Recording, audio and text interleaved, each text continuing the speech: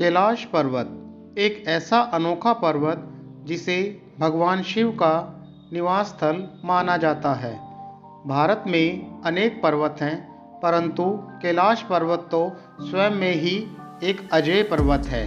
कहा जाता है कि कैलाश पर्वत को अब तक कोई फतेह नहीं कर पाया है।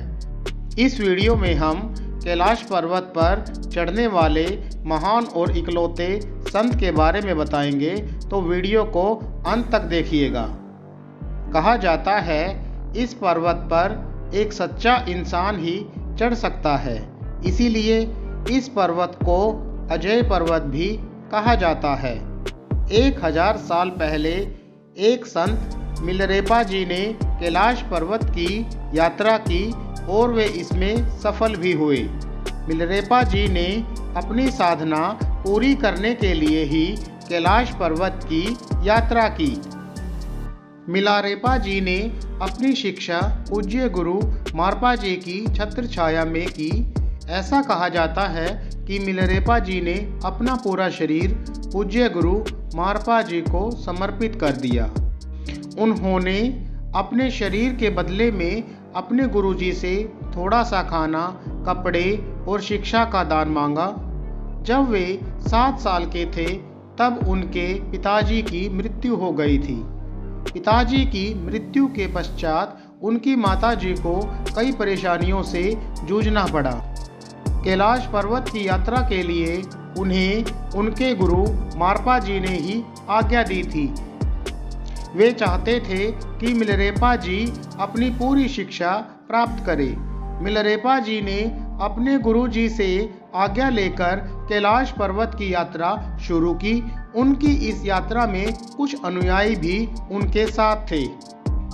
उन्होंने कैलाश पर्वत पर 1093 ईस्वी में पश्चिम की ओर से यात्रा शुरू की।